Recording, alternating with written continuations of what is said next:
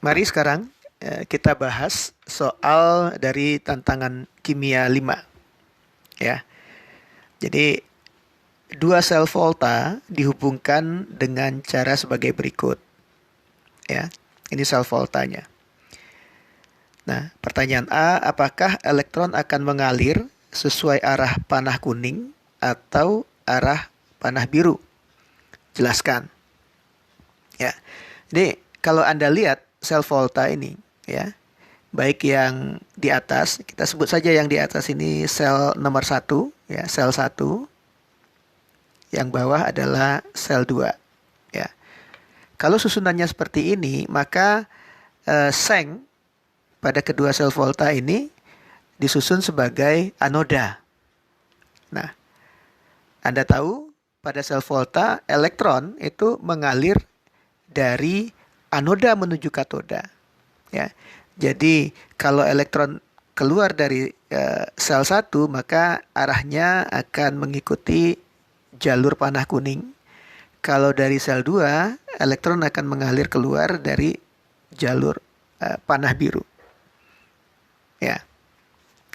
Nah, sekarang bagaimana kita bisa mengetahui elektron pada sel yang dihubungkan seperti ini mengalir ke arah mana? Ya. Kita harus lihat mana yang memiliki potensial sel yang lebih besar. Ya, karena potensial sel itu merupakan ukuran daya dorong elektron. Ya. Jadi kalau sel satu potensial selnya lebih besar daripada sel 2, maka elektron akan mengalir mengikuti arah panah kuning. Tetapi kalau potensial sel dari sel nomor 2 yang lebih besar daripada sel nomor satu, maka elektron akan mengalir menurut arah panah biru. Jadi kita harus tentukan mana yang memiliki potensial sel yang lebih besar.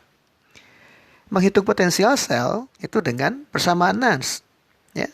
Jadi ingat, SL sama dengan N0 sel kurang R kali T per NF ln Q. Nah, kalau selnya disusun seperti ini, reaksi selnya adalah Zn ditambah Cu2 plus menghasilkan Zn2 plus tambah Cu.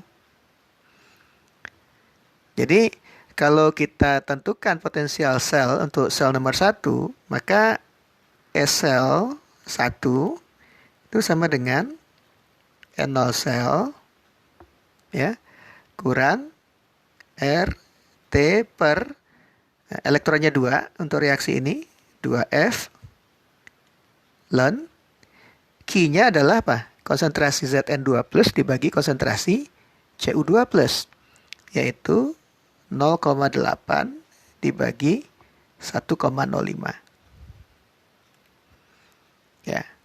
Untuk sel 2, SL2 sama dengan N0 sel kurang RT per 2F ln Zn2 plusnya adalah 1 molar, Cu2 plusnya adalah 0,75 molar. Nah, sekarang kita lihat ya. Nilai dari ln 0,8 per 1,05. 0,8 bagi 1,05 itu kurang dari 1. Nilai ln dari bilangan kurang dari 1 itu negatif. Ya. Jadi SL1 itu adalah N0 sel dikurangi bilangan negatif. Ya. Artinya sama dengan ditambah sebuah bilangan positif. Ya. Kalau kita lihat sel 2, ya, 1 bagi 0,75 itu lebih besar dari 1.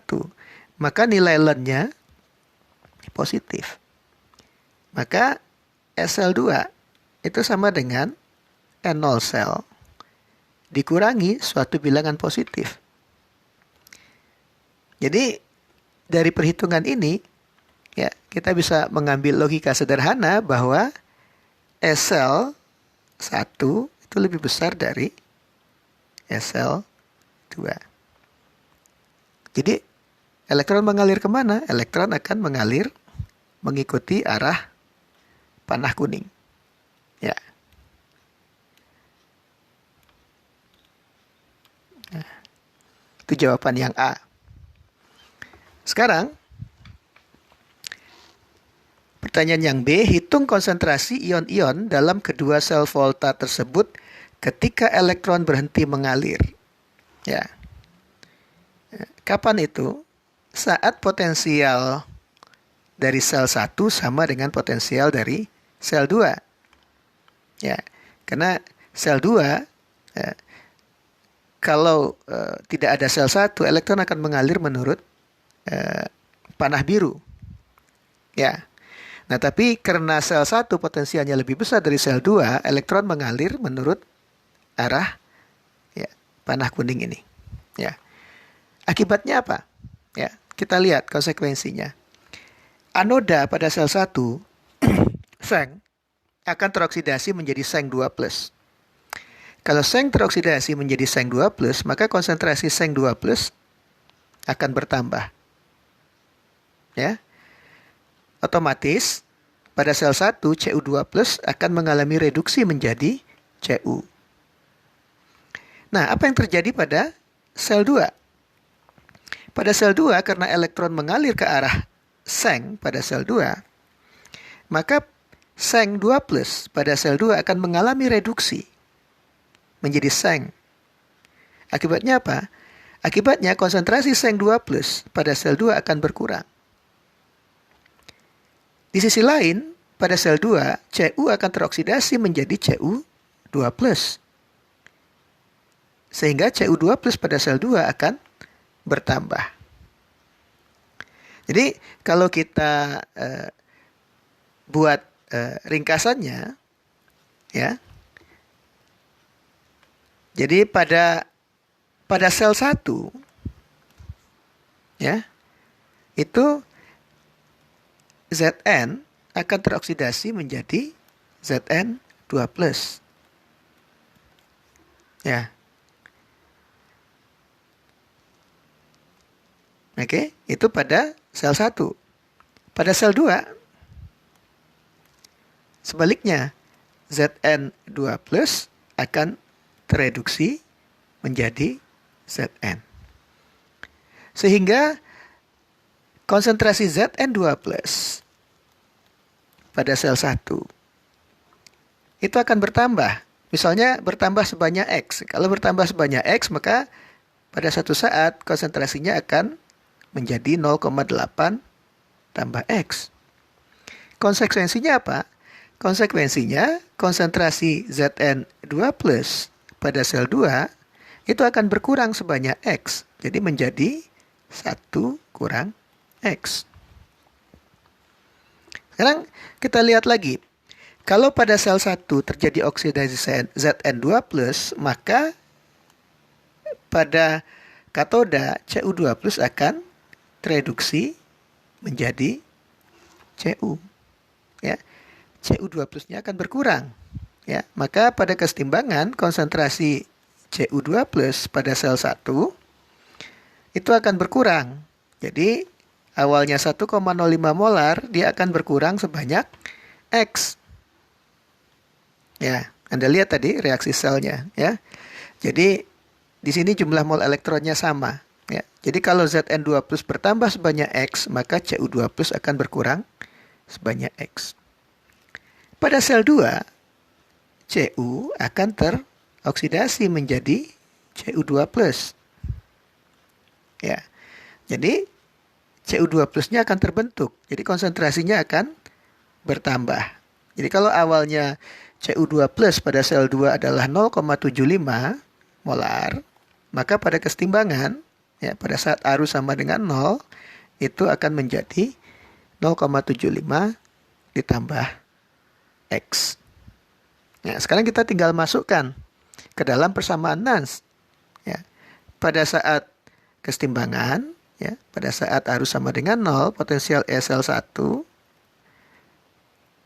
adalah N0 sel, ya, kurang RT per 2F ln,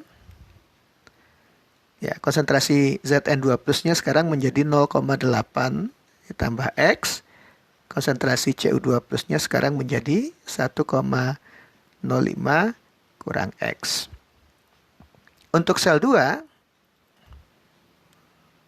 ya, potensial selnya adalah N0 sel dikurang RT per 2F ln, sekarang konsentrasi Zn2 plusnya adalah 1 kurang X bagi 0,75 tambah X. Ya. Nah, kapan arus berhenti mengalir? Itu adalah pada saat potensial sel 1 sama dengan potensial sel 2. Ya. Jadi pada saat potensial sel 1 sama dengan potensial sel 2, ya, berlaku hubungan ini, ya, 0,8 tambah X bagi 1,05 kurang X, ya, itu sama dengan 1 kurang X dibagi 0,75 tambah X. Nah, dari sini kita bisa hitung X-nya berapa. X itu sama dengan 0,125 molar. Ya. Nah, sekarang tinggal dimasukkan X ke sini, ya. Kita bisa menghitung berapa konsentrasi Zn2 plus dan Cu2 plus pada sel 1 dan pada sel 2, ya. Jadi pada sel 1, ya, pada sel 1 konsentrasi dari Zn2 plus itu sama dengan 0,8 ditambah 0,125 itu sama dengan 0,925 molar. Ya. Pada sel 1 konsentrasi Cu2 plusnya itu sama dengan 1,05 kurang 0,125 sama dengan 0,925 molar. Nah, dengan cara yang sama kita bisa hitung pada sel 2 konsentrasi Zn2 plusnya itu akan menjadi 0,875. Ya. Oke. Ya, karena 1 kurang 0,125. Ya, itu. Konsentrasi Cu2 plusnya adalah 0,75 ditambah 0,125 adalah 0,875. Ya, ini satuannya molar. Ya. Jadi ini adalah jawaban untuk pertanyaan B. Nah, ada 5 jawaban yang masuk. Ya. Jadi ada 5 jawaban yang masuk. Sayangnya 3 diantaranya jawabannya salah, ya. 2 yang menjawab dengan benar, ya. Itu yang memasukkan dari K05, K04, K06 dan K25. Ya, dari K05 ada 2 orang. Ya. Yang lainnya masing-masing 1. Nah, pemenangnya yang pertama kali menjawab dengan benar itu adalah Muhammad Zulfahri.